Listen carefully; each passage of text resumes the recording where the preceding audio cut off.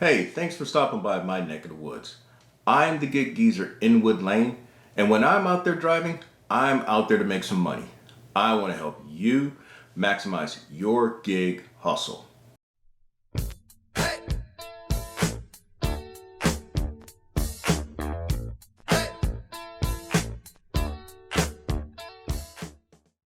In my previous segments of the Gig Geezer, I've always tried to provide content that will help you maximize your gig hustle. In other words, help you make more money.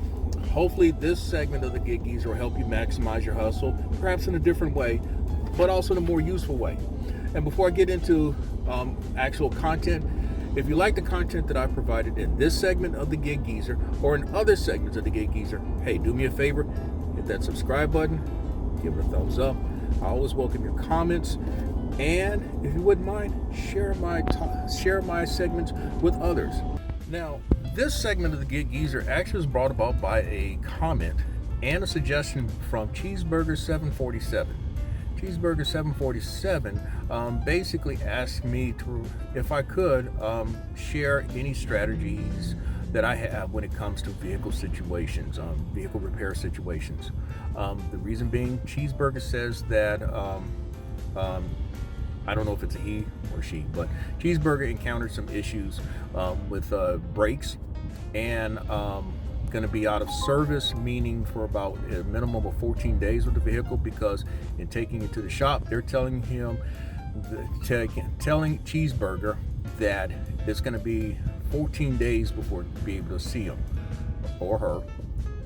And I understand, because recently I tried to take a vehicle to the dealership because it's still under warranty, as with Cheeseburgers. And they said it could be 2 weeks and upwards of a month before be able to bring it in. A lot of that is because of back order of parts, and simply because of people trying to get their vehicles in at this time of the year. So keep that in mind, because I'll have more to comment on that. I don't have an actual strategy, and I don't actually have a plan. What I can share is what I've been able to do over the years when it comes to preparedness in a vehicle maintenance situation or vehicle repair situation. Now, before I go any further, I want to set some groundwork here, or ground rules, in that your vehicle, being a gig worker, is your money. Your vehicle is just like your phone. Without a phone, you don't have access to apps. Without a vehicle, you're not able to accomplish your goal of making money, because the gig economy requires, most times, at least the apps that we're speaking of, require you to be able to get around in the vehicle. Now, the other thing is that depreciation. I see a lot of people talk about, you're just running your car into the ground and it's depreciating. Well, yeah, that's a conventional idea. But realistically, your vehicle depreciated as soon as you took it off the lot. And I'm going to use the example as, because I used to work at a car lot as a salesperson.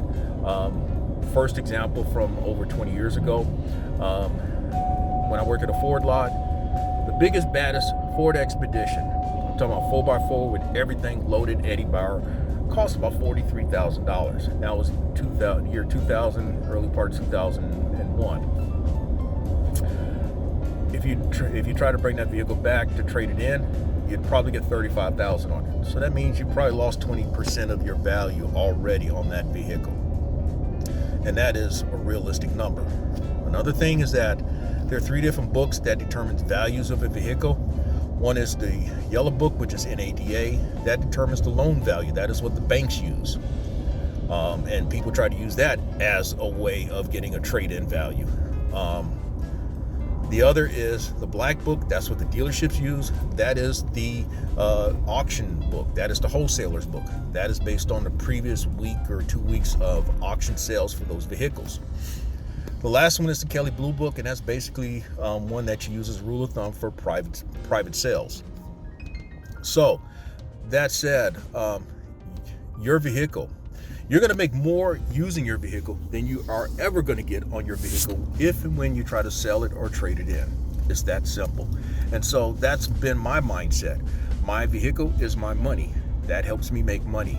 And I'll make more on it than I'll ever get for it at any time. So, moving on.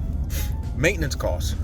People talk about maintenance costs. Oh, I'm not going to wait about maintenance and so forth. Well, guess what? If you're a W-2 and you have to commute an hour each way to work, there's maintenance costs involved with your vehicle. The same maintenance costs involved if you use your vehicle in the gig economy. You can't get around that. Now, the last thing, taxes. Well, unless you are claiming the vehicle for business purposes and you've paid for it outright cash, which then you can use it as a single expense. Some people try to use the depreciation value. I'm not going to get into the tax ramifications and all the stuff. One thing I will say, though, is that mileage is your best friend. Always keep that in mind. Cheeseburger 747 asked whether I had any strategies that addresses vehicle maintenance or vehicle repair situations. I don't really have a strategy or a plan. What I can share is what I have put into practice over the many years, and specifically if you want to talk about then in the gig economy era. First thing that I've tried to put a practice to is something that my grandmother used to tell me when she worked as an insurance agent. And ironically, me being a licensed insurance agent for over the past 20 years, she used to say when she worked for Golden State Life and the guy, Joe Lewis, who was the guy who ran the place, whenever he would talk to agents, when he'd come out and visit agents in the field, he would say, you work hard. What you can do is pay yourself something. And what the suggestion was 10% of what you made. So for every dollar, you put back a dime. And that might be old school Depression era type stuff, but I think it's still applicable. Now, you may not be able to do 10%. You may be able to do 10%. You may be able to do more, and that'd be great. But try to make it a practice of putting back money for situations that may be like yours, Cheeseburger, and for anyone else. And like I said, this is something that I had to do even this year. The next thing, work on your credit. I'm not trying to talk down on anybody. I am speaking of something that I've definitely have tried to be extremely vigilant about in recent years. And the gig economy has put me in a position to where I've been able to do that, and that's to improve my credit. I've been up, I've been down, I've been up, I've been down many a times, and I guess I'm on an upward trajectory again. And all I have to say is that you want to be vigilant in terms of paying bills on time, but also when it comes to revolving credit balances, to pay down on them, because that affects your score.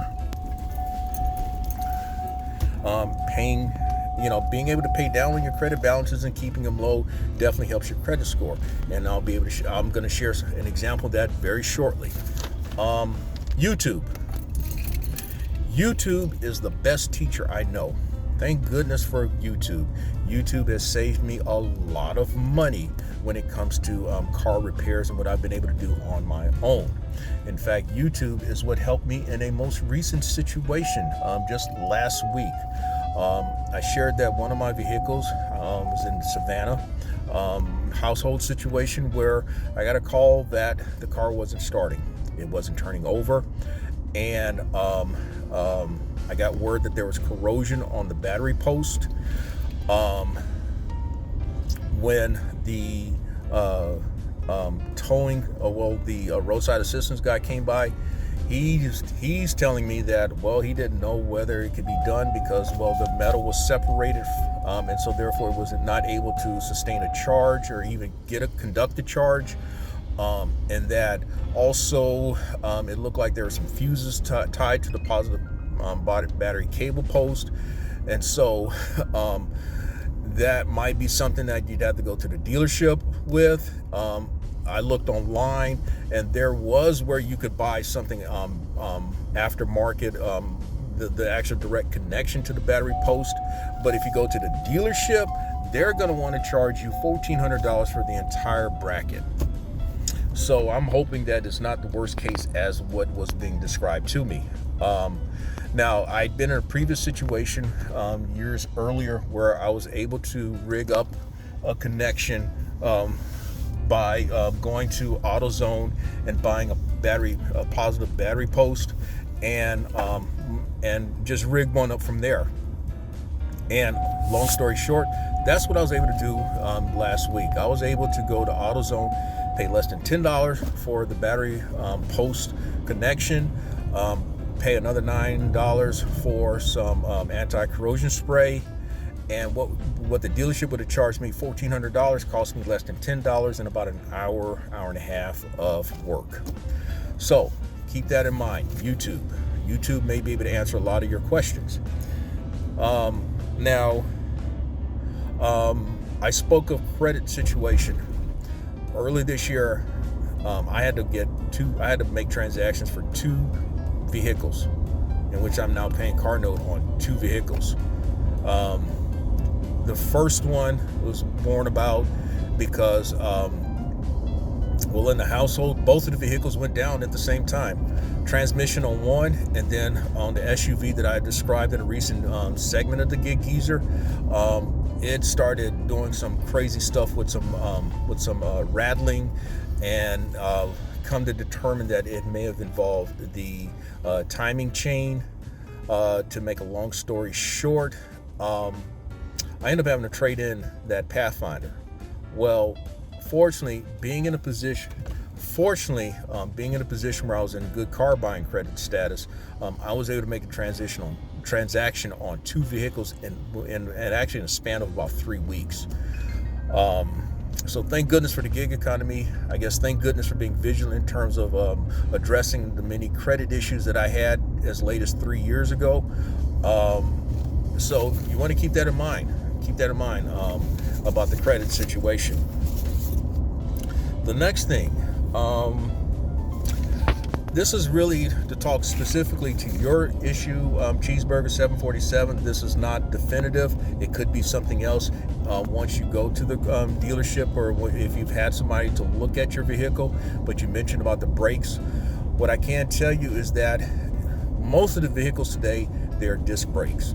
And so if it's a matter of you changing out brake pads, you can do that yourself. If you're able to do that, you can go on YouTube, and YouTube will show you out, and there are people who probably have your model vehicle or close to it, that will give you a guideline or some type of idea on how to change the brakes on your vehicle. If it's a matter of you hearing some screeching as you're hitting the brakes, typically when you hear a grating sound, that could be your rotors that have gone bad already, which is possible. The rotors can be replaced yourself as well, and you can go on YouTube and there's probably something out there to show you how to replace the rotors on your vehicle. The next possibility is that you're driving and you hear the same grating sound. There's 2 possibilities. One could be where the caliper has frozen, which would require replacing the caliper, but it can be done. It also requires bleeding your brakes and all, but you can do that as well. There's a self-bleeding brake kits out there, and also, again, YouTube video out there. There's possibly a YouTube video out there that can show you how to do all that. The other possibility is that there's a wheel bearing that's gone bad. Wheel bearings can cause the same type of sounds and same type of issues, and it feels like you can't do nothing with your vehicle. YouTube as well. I have done that. I have replaced wheel bearings. I've also paid to have it done. I paid $450 for one wheel bearing. I turned around and paid $160, $180 for the wheel bearing and did it myself. So again, it can be done. I am not an ASE, which is an American Society of Engineers certified mechanic. I am old school shade tree type person who has been able to save money doing a lot of things myself. So just keep that in mind. Those are some possibilities to mull over. Now, the last thing that I would share with you in terms of something that you could put into practice, and this is a matter of preparedness. And this is something I've done for my daughter, and she'll tell you, I'm always trying to make sure that she has certain things in her personal inventory.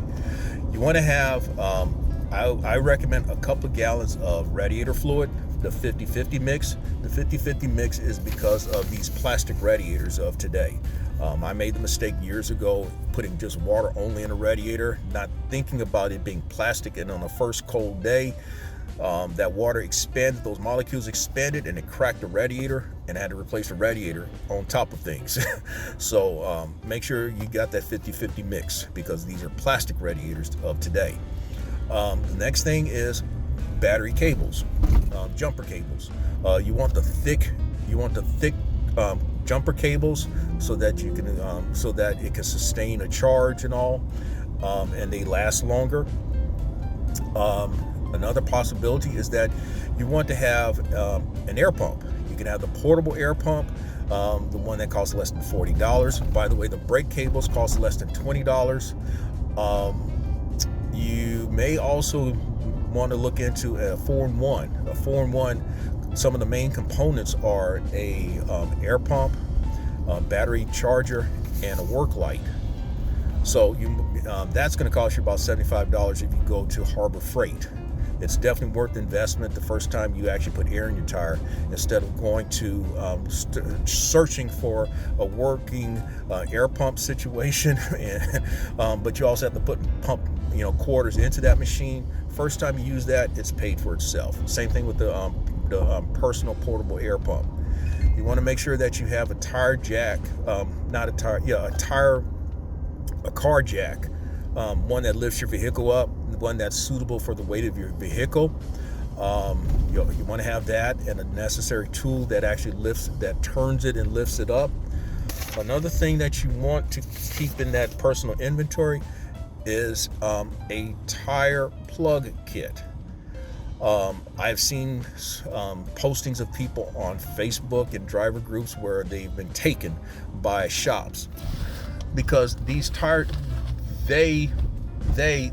shops, what they'll tell you is, depending on the location of where the plug has to be put in, or where the tire puncture occurred, they will tell you that they cannot do it, they cannot warranty the work, and so therefore you need to get a brand new tire. That's phooey. Unless really the punctures on the side wall of the vehicle, of the tire, you can do it. Okay, so I have gone over, at least so far, in your what you can do as a practice, things that you can keep with you: battery cable, a 4-in-1 jumper, air pump, tire patch kit, proper tire jack, radiator fluid, a couple more items. You want to keep a thing of brake fluid with you, and you also want to keep some power steering fluid with you. As for tools, I'm not saying that you need to keep a portable shop, but over time you'll learn what type of tools that you need to keep with you. So that's all I have for this segment of the Gig Geezer. Hopefully, and I'm going to say it already, even though it's going to be in the outro, hopefully the content that I've provided has been of some help to you. Thank you for Cheeseburger 747 for the suggestion. And with that, may your hustle continue. Thank you for checking out this segment of the Gig Geezer. If you like the content that's been provided, hey, hit that subscribe button, and also give it a thumbs up. And if you have any questions or useful information that you'd like to pass on to the Gig Geezer, I can be reached at giggeezer3.5@gmail.com.